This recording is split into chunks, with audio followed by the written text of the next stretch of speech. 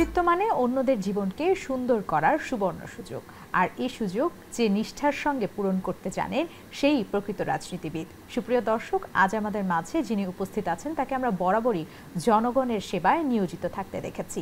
তার পরিচয় তো করিয়ে দেবই, তবে তার আগে আপনাদের সকলকে স্বাগত জানাচ্ছি চ্যানেল 9-এর বিশেষ ঈদ আয়োজন আমার রাজনীতি আমার পরিবারে। পুরো অনুষ্ঠান জুড়েই সঙ্গে আছি আমি নামিরা আহমেদ, এবং আজ আমাদের মাঝে উপস্থিত আছেন বিশিষ্ট রাজনীতিবিদ আব্দুল আওয়াল মিন্টু।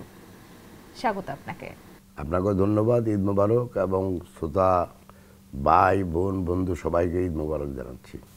কেমন আছেন আপনি? আপনাদের দোয়ায় বয়স অনুযায়ী ভালোই আছে ইনশাল্লাহ। আমার আসলে আজকের অনুষ্ঠানটা সম্পূর্ণ ব্যক্তি আপনাকে নিয়ে, তো আমি শুরুতেই আপনার ছোটবেলা সম্পর্কে একটু জানতে চাবো। আমি যতটুকু জানি যে আপনার এসএসসি হচ্ছে ফেনী পাইলট বিদ্যালয় থেকে, তো বেড়ে ওঠা কি ফেনীতেই? না, যদি আপনি আমার বড় হয়ে উঠারটা ধরেন একদম বাচ্চাকালে, এটা একদম গ্রামে, ফেনী জেলাতেই, কিন্তু দাগনমিয়া উপজেলা। তখন তো আমাদের ফেনী আলাদা জেলা ছিল না, তখন ছিল নোয়াখালী জেলা। তো দাগনমিয়া উপজেলাও ছিল না তখন, দাগনমিয়া ফেনী জেলা, ফেনী উপজেলারই একটা অংশ ছিল।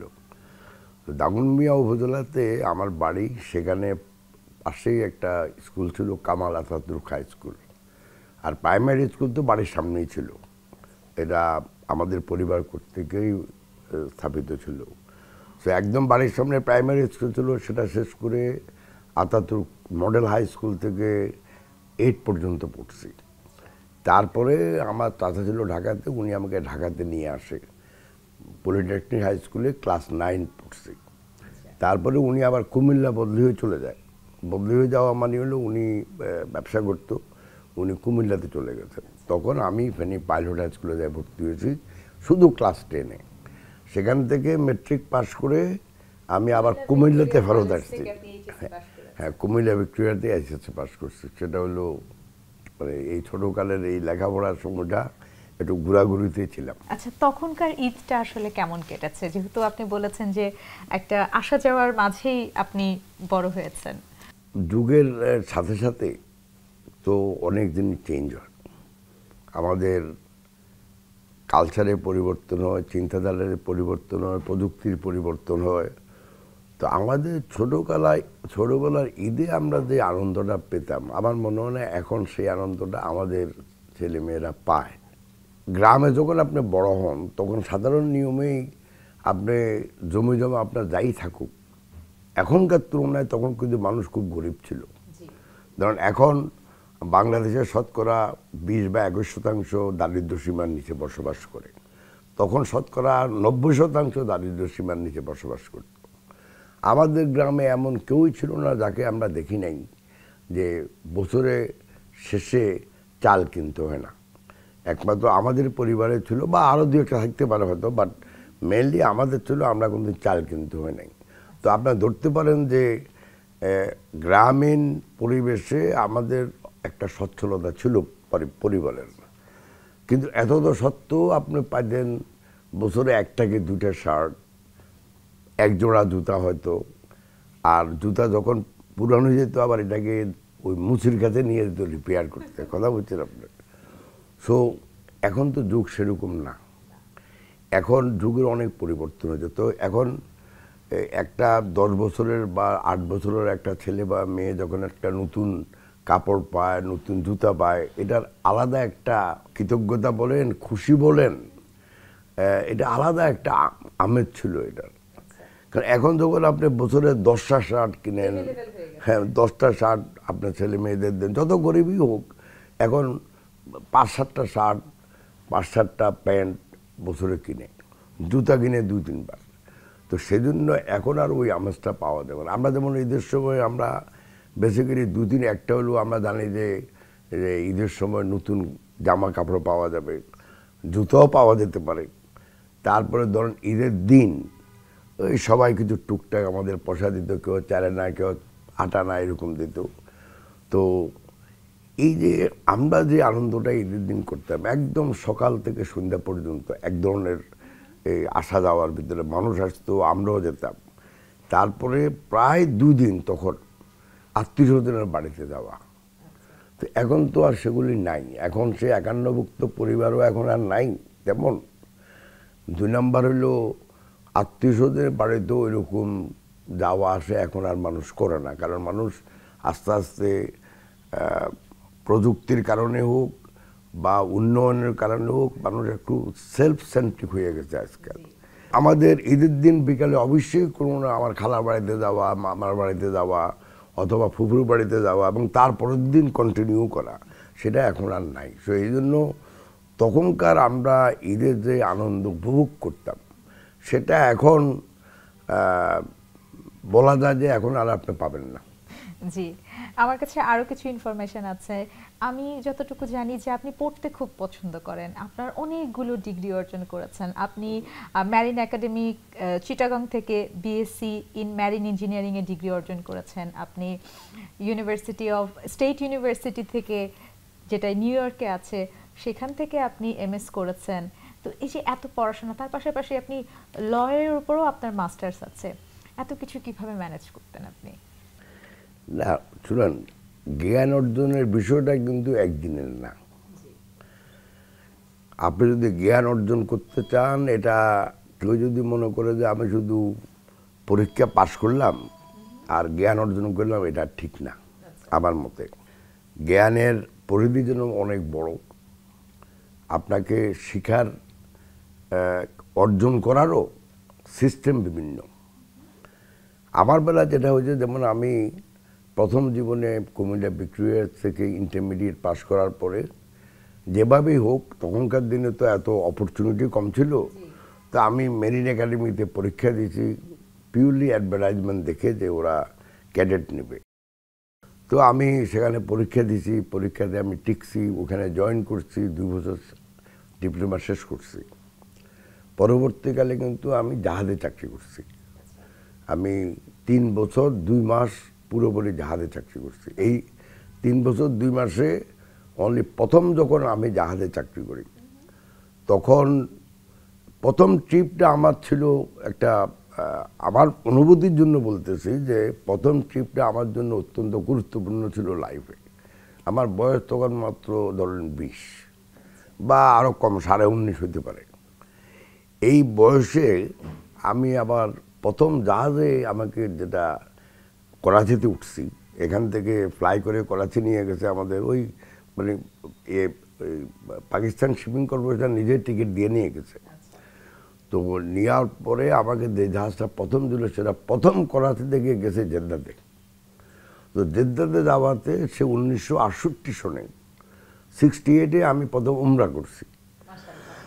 তো সেটা জীবনের জন্য একটা বড়, আজও আমি মনে করি অভিজ্ঞতা তো আছেই, বাট একটা বিরাট অনুভূতি আমার ভিতর সৃষ্টি হয়েছে যে এত সকালে আল্লাহ একটা সুযোগ করে দিল যে সে মক্কা শরীফ যাওয়া, যেটা আমার দাদার বাপ চেষ্টা করছিল। উনি ওই বোম্বে পর্যন্ত গিয়ে আর যেতে পারে নাই, শরীর খারাপ থাকে তো ওনাকে ফেরত পাঠানো হয়েছে। আমার দাদাও যেতে পারে না, আমার বাপ গেছিল। বাট আমার বাপ গেছে কিন্তু আমার মক্কা শরীফ যাওয়ার পরে। তো সেজন্য বলতে যে দেখেন, এই বয়সে তখনকার দিনে, এটা তো কম বয়স না, এখান থেকে 50, 60, 52 বছর আগে হ্যাঁ সহজ ছিল না। তো এখন প্রথমে আমি উমরা হজ করি, ওখান থেকে ওই জেদ্দা থেকে জাহাজ আবার ফেরত আসে করাচিতে, করাচি থেকে চিটাগং হইয়া চলে গেছে আফ্রিকাতে। তখন কিন্তু সুয়েজ ক্যানাল বন্ধ ছিল। সো আমেরিকার যে জাহাজ আমি ছিলাম সেটা আমেরিকা যাচ্ছিল। তো চিটাগংয়ে জুট লোড করার জন্য চিটাগং এসছে, ওখান থেকে direct cape of good down হইয়া সাউথ আফ্রিকা হইয়া আমেরিকা গেছে। তো আমি জীবনে 3টা জাহাজের ট্রিপ করছি, 3টাই কিন্তু আমেরিকা পাকিস্তান, আমেরিকা পাকিস্তান। পাকিস্তান বলতে চিটাগং করাচি দুটেই। তো সৌভাগ্যবশত আমি যখন বাংলাদেশে যখন স্বাধীনতা যুদ্ধ শুরু হয়, তখন আমার জাহাজ আমেরিকাতে ছিল বা 2-1 দিন পরে পৌঁছাইছে। তো আমি মার্চ মাসের 26 তারিখে এই বাংলাদেশে যুদ্ধ শুরু হয়। মার্চ মাসে 28 বা 29 তারিখেই আমি পৌঁছাইছি বল্টিমোরে, এবং এপ্রিল মাসের 8 তারিখে আমি পলিটিক্যাল অ্যাসাইলাম চাইয়া জাহাজ থেকে নেমে গেছি। সো এই জাহাজের জীবন শেষ। এখন তার পরবর্তী যে লেখাপড়াটা আমরা দেখতেছি, একটা আমি তো যাইয়া প্রথমে যখন আমাদের স্বাধীনতা অলরেডি আমরা অর্জন করে ফেলছি, তখন আমি যাইয়া আবার ওখানে ভর্তি হলাম একই লাইনে। কিন্তু ওই ট্রান্সপোর্টেশন ইকোনমিক্সে। তো এখন জাহাজের উপরে লেখাপড়া করছি, করে আমি ওখানে চাকরি আরম্ভ করছি 1975 সালে। জানা অজানা অনেক তথ্য আপনার সম্পর্কে আজ জানার চেষ্টা করেছি, আমার দর্শকরাও নিশ্চয়ই উপভোগ করছে। তবে এখন সময় হয়ে গেছে ছোট্ট একটি বিরতির। দর্শক, গল্পে আড্ডায় সময় হয়ে গেছে ছোট্ট একটি বিরতির। কোথাও যাবেন না, চোখ রাখবেন চ্যানেল 9-এর বিশেষ ঈদ আয়োজন আমার রাজনীতি আমার পরিবারে।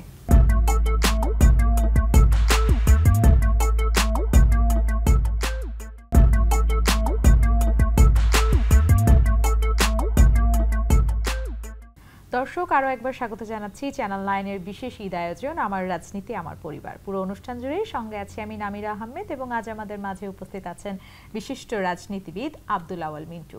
আরও একবার স্বাগত আপনাকে।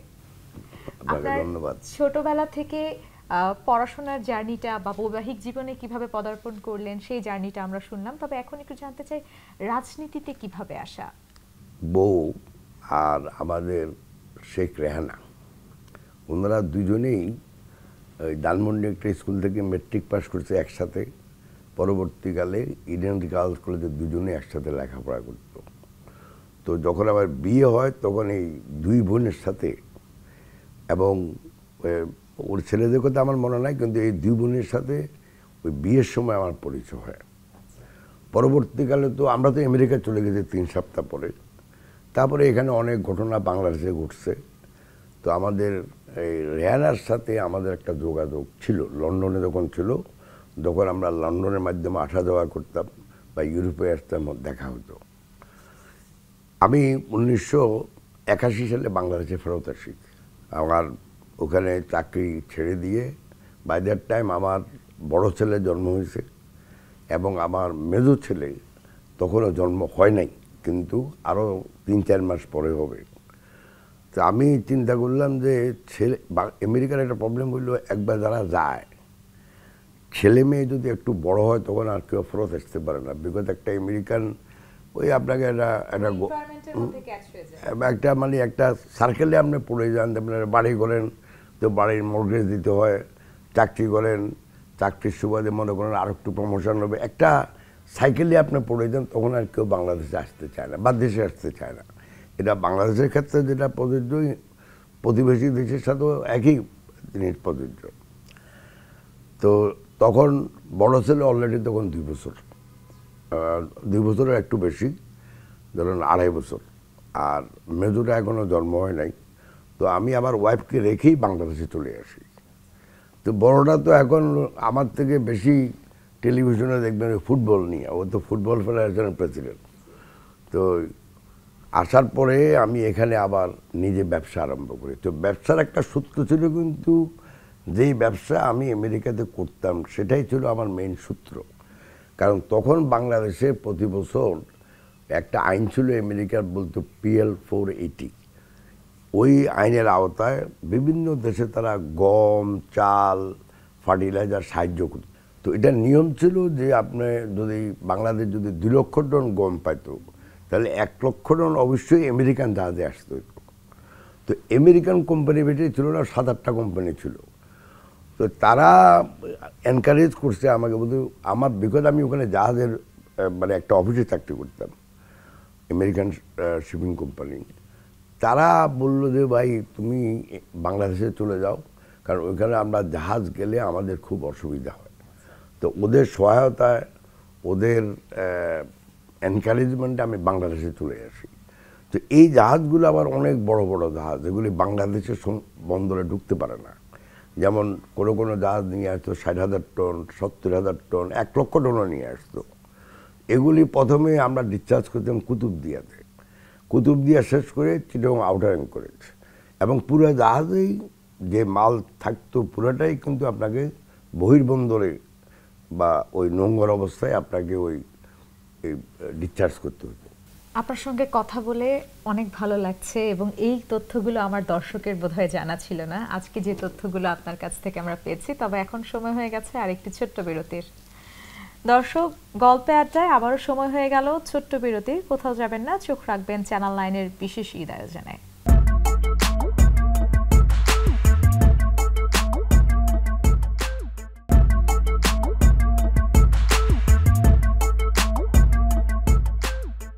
দর্শক, আরও একবার স্বাগত জানাচ্ছি চ্যানেল 9-এর বিশেষ ঈদ আয়োজন আমার রাজনীতি আমার পরিবারে। পুরো অনুষ্ঠান জুড়েই সঙ্গে আছি আমি নামিরা আহমেদ, এবং আজ আমাদের মাঝে উপস্থিত আছেন বিশিষ্ট রাজনীতিবিদ আব্দুল আউয়াল মিন্টু।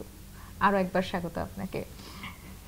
আপনার ব্যক্তি জীবন নিয়ে, রাজনৈতিক জীবন নিয়ে কথা বলছিলাম, তবে এখন আরেকটু ঈদ প্রসঙ্গে শুনতে চাই যে অনেকটা সময় দেশের বাহিরে আপনি কাটিয়েছেন, দেশের মধ্যে কাটিয়েছেন। কোন ঈদটা আপনার কাছে সবচেয়ে বেশি ভালো লাগার, বা বলে না সন্তুষ্টি, নিজের যে সন্তুষ্টি, এটা আসলে কোথায় আপনি পান, দেশের বাহিরে না দেশের মধ্যে? না, প্রথম কথা হলো দেশের বাইরের তো কোনো প্রশ্নই উঠে না। দেশের ভিতরেই হইল সবচেয়ে আমি মানে বেশি খুশি হই যদি দেশে থাকি। তবে একটা সময় ছিল, শুনেন, একটা সময় ছিল যে আমি ঈদের দিন ঈদের নামাজটা পড়ার পরে, আমার তো ছেলেবেলা আমরা একত্রে এই বাড়িতে বসবাস করি, তারপরে বঙ্গভবনে যেতাম, সেখানে পাহাড়ি মুড়ি দেওয়া হয়। এরপরে আমি প্রধানমন্ত্রী যেই হোক, আমার জানা মতে এই গত 15 বছর বাদ দিলে, মানে 2007-এর পরে, যদি আপনি 1990 সন থেকে আপনি ধরেন, হ্যাঁ 90 সন থেকে ধরেন, এর আগে ধরে লাভ নাই, 90 সন থেকে 2006 পর্যন্ত আমি প্রতিটা ঈদে ধরেন বঙ্গভবন, প্রেসিডেন্ট সাহেবের লোকে দেখা হইতো, প্রেসিডেন্ট সাহেবের জানাশোনা ছিল সব প্রেসিডেন্টে। তারপরে আমি প্রধানমন্ত্রী যিনি ছিলেন, বেগম জিয়াও ছিলেন, সাক্ষাৎ হতো। তারপরে বিরোধী দল নেত্রী এবং 3 জন প্লাস আরও রাজনৈতিক নেতা, বাট এই 3 জন ছিল মেইন। তখন একটা মানে দেশের একটা দেশ তো এমনি এমনি উন্নতি হয় না। আপনি যদি একটা দেশকে বিভক্ত করে রাখেন, তাহলে কখনো সেই দেশ, সেই সমাজ, অর্থনৈতিক প্রবৃদ্ধি যাই হোক, অর্থনৈতিক উন্নয়ন বা মানুষের জীবনমানের উন্নয়ন হয় না, সামাজিক উন্নয়ন হয় না। অর্থনৈতিক প্রবৃদ্ধি হয়তো একটু হতে পারে বিভিন্ন, বিকজ আমাদের দেশে জনসংখ্যা দিন দিন বাড়তেছে, নতুন প্রজন্মের চিন্তাধারা অন্যরকম, নতুন নতুন প্রযুক্তি দুনিয়াতে আসতেছে। সো প্রবৃদ্ধি যাই হোক, মানুষের জীবন মানে উন্নয়ন হয় না। মানুষ যখন পরস্পরের সাথে একটা বৈরী সম্পর্ক হয়, পরস্পরকে বিশ্বাস করে না, সমাজে এক পক্ষ আর এক পক্ষের বিরুদ্ধে কাজ করে, সেই সমাজে শান্তি শৃঙ্খলা থাকে না, সেই সমাজে মানুষের ওই জীবনমানের উন্নয়ন হয় না। তো আমরা ওই দিনগুলো আমি মনে করি আমার জন্য খুবই উপভোগের দিন ছিল, যে 3 জনের সাথে যেতে পারতাম। পরবর্তীকালে 2008-এর ইলেকশনের পরে বা 2006-এর পরে, 2006-এর পরে তো আমি মানে 7-এর পরে তো জেলেই গেলাম একবার। তারপরে 2বার আমি জেলে গেছি।